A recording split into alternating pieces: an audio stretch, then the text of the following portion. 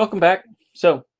Hopefully you remember from about 2 or 3 months ago in November when we did the first of these videos as an attempt to see whether or not you could actually get a little bit of learning out of the material from me lecturing as a disembodied voice. So what we worked on was we started here with this Olim and Asia Erat Urbs Antiqua part. Remember, this is an entire story about Aeneas, the founder of the Roman race, and his original source being from Troy, and naturally all of what happened to him and his trials and tribulations as he attempted to travel and found the Roman race. Remember here that the passage that we read in the 24th, if you need to review a bit more of it, you can go and watch the video from the 24th from Fabulae Latinae 1. We're going to continue here down at the bottom, but I figured we would just double check and make sure I remember everything that happened in the second paragraph here, right? So he has collected all of these refugees, and he has managed to decide, quote unquote, decide, as in he was told by fate to migrate to Italy.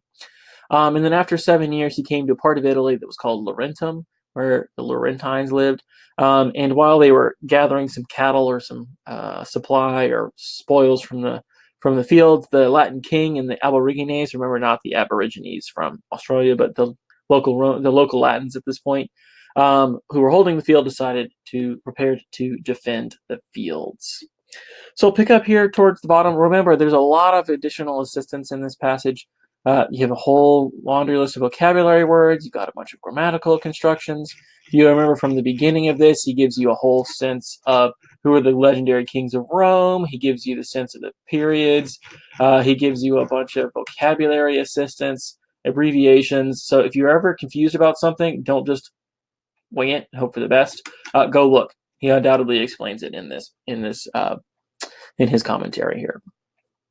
All right, so we'll begin with sed Latinus where we left off in the last video. Sed Latinus postquam in colloquio originem multitudinis ducisque cognovit, pacem cum Aenea fecit atque postea e Laviniam filiam in matrimonium dedit. So if we're going to try and chunk this, which we should probably be doing because most of these are rather long, you'll say sed Latinus. I might try and do a little bit of marking here. So since this is on 2 pages, this is going to be a little bit more difficult to mark up, but it'll be fine. All right, so we have sed Latinus postquam. You can probably just do that as an adverb, or you could do postquam in colloquio, and then originem multitudinis ducesque, and then cognovit, and then pacem ... fecit, or you could just do pacem cum Aenea fecit. That might be easier. Atque postea, and then ae Laviniam filiam in matrimonium dedit. The last one is kind of long, but for the most part, it's pretty straightforward. The last chunk, because dedit in matrimonium just means to lead into marriage, and yeah, that's just, it is what it is. It's an idiomatic expression, so my hope is that you would know what that means. Okay. So, sed Latinus, but Latinus. Remember here, Latinus, he's the king of the Latins at this point. But Latinus, postquam, after, in colloquio, in a conference, he cognoted the originem multitudinis ducisque. He understood or recognized something along those lines.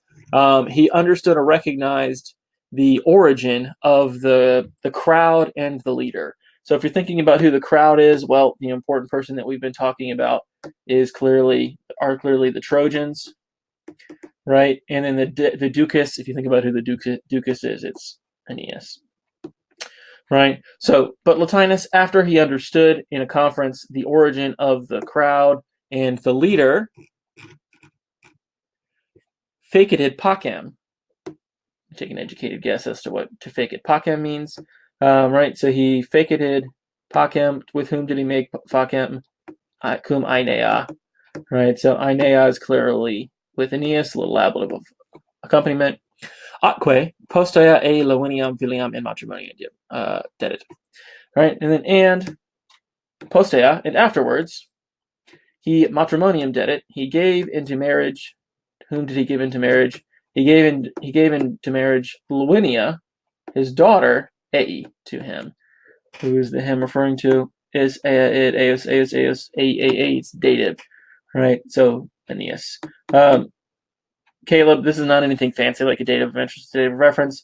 When you give something, you just dative indirect object. Okay, so if we're looking at that part, we can continue on. Things are turning out pretty nicely for them, for the Trojans right now. So for the next one, Trojani orbem contiderant, quam Aeneas ab nomine uxores Laminium appellavit. So the Trojanum orbem contiderant, quam Aeneas dot dot dot. Yeah, you may do quam Aeneas dot dot dot appellavit, and then or you could do quam Aeneas dot dot dot Laminium appellavit, and then you could just put this little prepositional phrase ab nomine uxores together. Right, so put that chunk there. All right, and so the Trojani urbem condiderant. So the Trojans condideranted in urbem. Well, what did they do? They condideranted. They founded, established a city.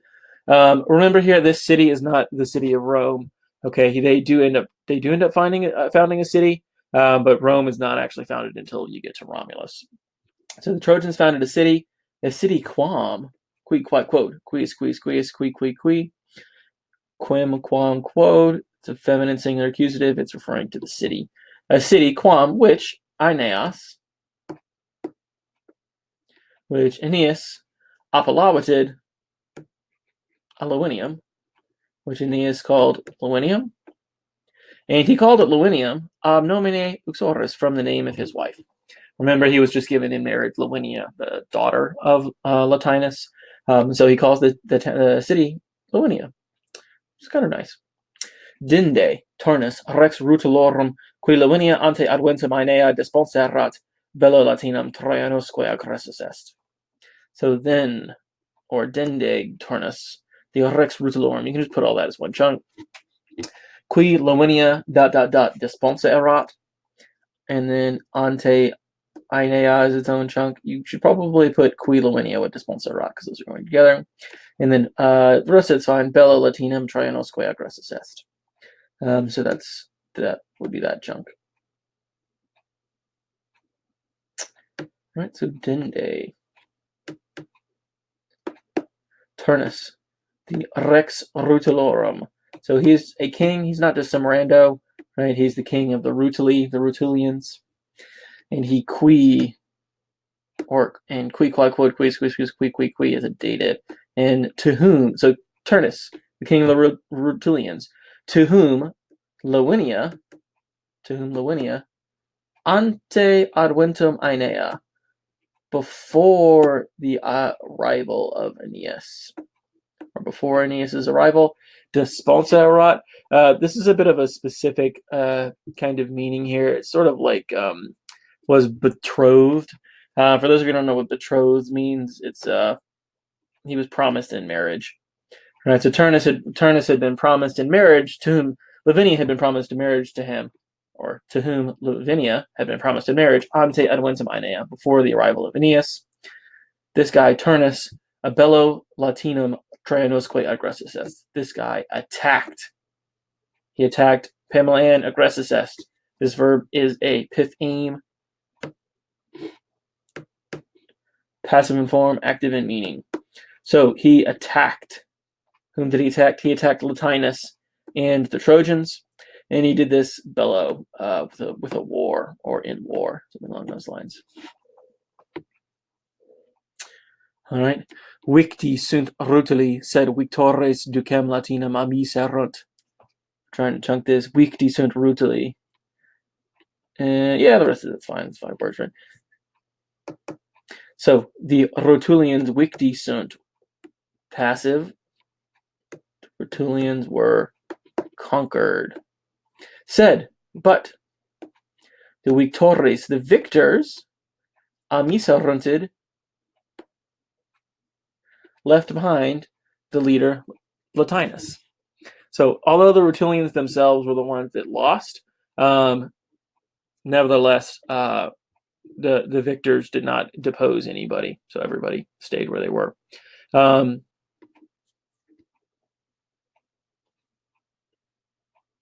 Unfortunately for the Latins that we saw, we see a miserent here. The idea here, right, is this poor the Latins themselves suffered a pretty serious loss. They lost Latinus the king. Remember, he's an older gentleman at this point, so it's still a big loss. But anyway. Inde turnus auxilium petiit ab Etruscis, qui tota metallium fama nominis sui impleverant. Illi metuentes noam ardem multitudine et opibus crescentem laeti auxilium tolerant. All right, so Turnus auxilium petiit ab Etruscis. You could, if you want, break this up into two chunks like this, or you could just put it into one. And then qui, I might do qui ... impelluerant, and then or qui totum Italiam ... impleverant, sorry, and then do fama nominis sui, and then illi metuentes noem urbem multitudinem et opibus crescentem, and then laeti auxilium tolerant. So you end up with 1, 2, 3, 4, 5, 6, 7 chunks. All right, so Turnus petited auxilium. This verb is kind of confusing because it has both to seek and to attack. In this context, it almost certainly just means to seek. So he sought auxilium. He sought assistance. Please remember, seeked is not a verb. Sought is the past tense, right? So he sought auxilium. He sought assistance. From whom did he seek assistance? He sought assistance ab Etruscis, from the Etruscans. Who are these randos? The Etruscans were actually a local tribe at this point, or you might say kingdom. Actually, they were quite important. They were very, they're a very interesting group because they speak Etruscan, which is actually not Indo-European. It's kind of its own thing, and it's very strange. But that's enough for now. But they were a very powerful kingdom at this point. So when he's seeking assistance from the Rutulians or from the Etruscans, it's a big deal. All right, so he seeks assistance from the Etruscans, who impleoranted, who had filled, something along those lines. Who had filled totam Italiam, all of Italy, with the fama of nominis suis. So they filled totam Italiam, all of Italy, and they did this with rumor of their name, or with the reputation of their name. So they're kind of a big deal. Right, so with the reputation of their name, they had filled all of Italy. Like we said, the Etruscans are a powerful, important group. Illi metuentes. So those guys, metuentes, fearing, metue magistrum, what were they fearing? They were fearing a noem urbem, a new city. They were fearing a new city. And what is the status of this new city? It's the status of a new city, crescenteming, growing in multitudine, in multitude, and opibus, and wealth. So those guys, fearing a new city growing with number and resources, they happily toleranted auxilium. They happily brought aid. Why would they happily brought aid? Well, they're afraid of what this new city will bring, right? As kind of makes sense. I said happily for laeti. The reason I said happily for laeti here, this is technically an adjective, so they happy. But for the purposes of this, we don't actually usually say something like they happy did this. It's almost always made out to be an adverb. And actually, in the AP, I specifically asked this of a reader, and he said that they always accept laeti as an adjective, translated as an adverb. So you can just say they happily brought aid. Okay, that's a good place to stop for right now. We will pick up the next video again, starting with FL3, Fabulae Latinae 3.